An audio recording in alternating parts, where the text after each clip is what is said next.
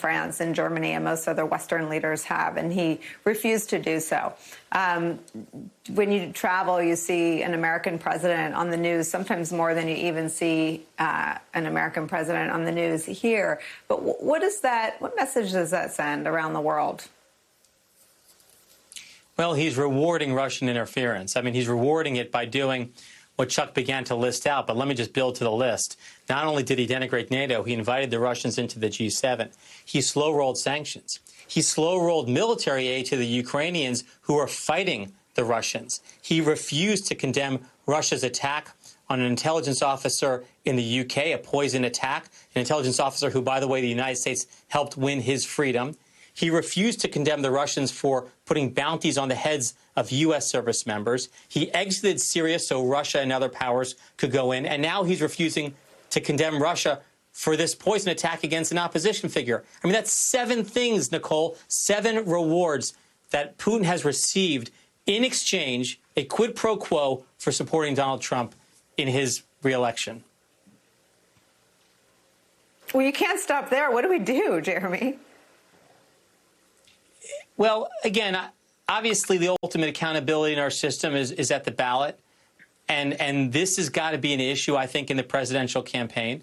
A light has to be shined on it to showcase exactly that. Not only did Trump welcome Russian interference, he's refused to condemn it, he's benefited from it, and he's rewarded it. I think if we, state that clearly and make that case, I think, lay it out to the American people, they're going to understand that if they reelect the president, it's going to be to Vladimir Putin's benefit. It's going to redound to the benefit of the Kremlin. If people want that, fine. But I think it harms and undermines American national security. Michael Schmidt, a third book, and I'd put yours and Peter Strzok's as the first 2 in that list, has come out with an account that really changes what we thought we knew Robert Mueller was probing. You revealed that the counterintelligence investigation was largely curtailed by Rod Rosenstein. Peter Strzok's book tells the story about really how once he left, he didn't know that continued, and to this day doesn't know if any of that work was ever done. Andrew Weissmann goes much further and suggests that his former colleagues in the special counsel's office were intimidated by all the bullying. And I know you were on time and time again talking about Rudy Giuliani's objective was to just throw sand in the gears of the Mueller probe. It would appear, based on Andrew Weissmann's account, that worked. But the larger point seems to be, as we head into an election 43 days away, we don't know as much as we might have thought we'd known based on what we thought Mueller had looked at. What do you make of the new accounts of the Weissmann book?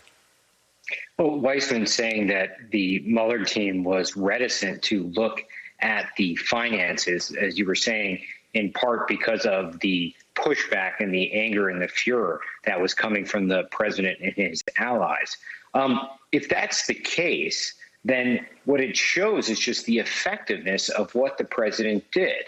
And to me, I mean, I'm not a lawyer, and you certainly have enough on your show that are, but that to me sounds like the president was trying to at times obstruct this investigation by saying things publicly, by saying things privately, by telling different people to do different things, by dangling pardons and such.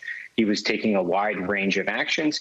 And if you read into that piece of information, I have not read the book, but looking at the public accounts of it, it looks like the president's furor had an impact on the investigation.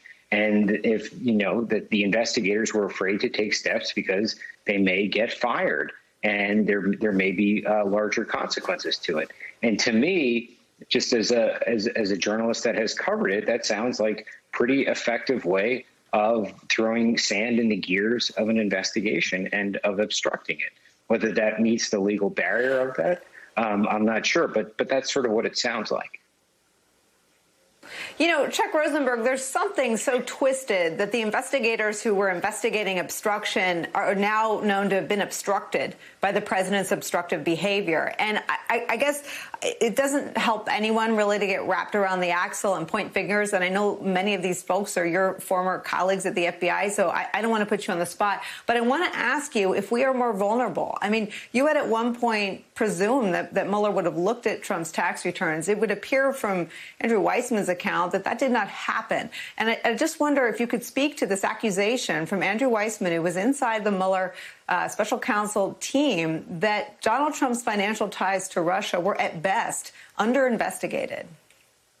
Yeah, I mean, that is the accusation. I haven't read the book either, Nicole, but I will say this, there's a bit of an irony here. And yes, these are my friends on the special counsel's team. And yes, they were my colleagues. And yes, I care about them deeply and respect them and trust them. It doesn't mean I would have agreed with everything they did.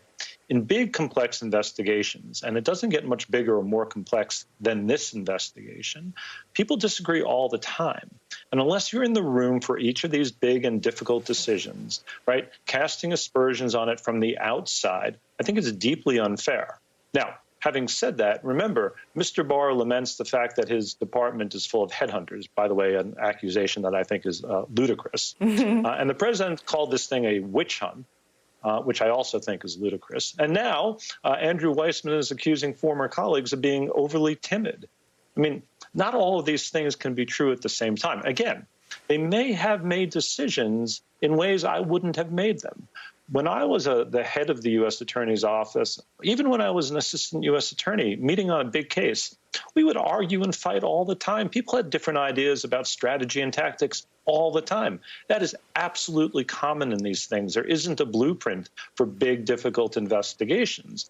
So the fact that someone disagrees with some aspect of it, run-of-the-mill, absolutely common. The fact that they take shots at former colleagues when they may not have been in the room for the decisions, that to me is very troubling, Nicole. And again, I think my bias is getting in the way here. That doesn't make me wrong, but I want you to know what my bias is. I deeply trust Bob Mueller and Aaron Zebley and the men and women on that team. And if they made decisions we disagree with, that happens. But timidity? No, not a chance. You look at Volume 2 of the Mueller report, and they lay out 10 incidents of obstruction of justice. I'm sure they didn't want to be fired because they had a job to do and wanted to complete it. But I don't accept that they were timid, and I don't accept that they were scared of the president. They are fortunate to have a defender in you, but I'm going to push you a little further because you and I are good enough friends, and I feel like it's my job to do this right here. Andrew McCabe opened an investigation because he was worried that Donald Trump was compromised. If you're investigating someone as a potential target or victim, wittingly or unwittingly, of compromise, don't you look at their tax returns?